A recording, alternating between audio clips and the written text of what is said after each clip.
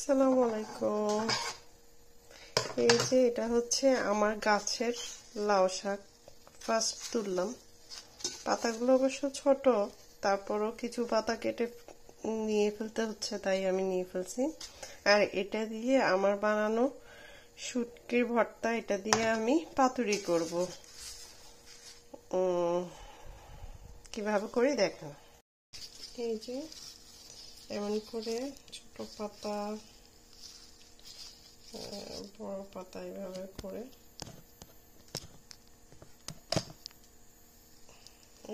করে পাতাগুলোকে আমি এইভাবে বড় বড় করে নিচ্ছি।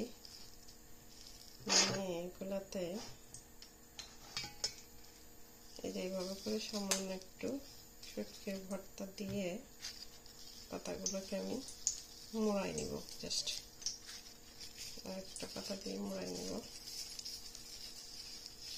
এগুলো বের আসতেছে না, তারপরেও চেষ্টা করতেছি আমি যাতে হয়। এভাবে করে জাস্ট কোনোভাবে এই যে এক একটা করে এভাবে করে দিয়েছি। আসলে পাতাগুলো এত ছোট, বড়া ঠিকভাবে হচ্ছিল না। আমি তাও আমার খেতে ইচ্ছে করতেছিল। আগের শুটকি ভর্তা ছিল, এটাকে আমি চাপা শুটকি দিয়ে করছিলাম। এই যে এইভাবে করে পাতুরি করে নিচ্ছি। জাস্ট আমিই খাবো, আমি একজন, তাই আমার জন্য আমার খুব ইচ্ছে করতেছিল আমার গাছটা থেকে অল্প পাতা নিয়ে আমি এভাবে করে খাই। বাংলাদেশে আমার আম্মু নোনা ইলিশ মাছের পাতুরি করতে যাবে,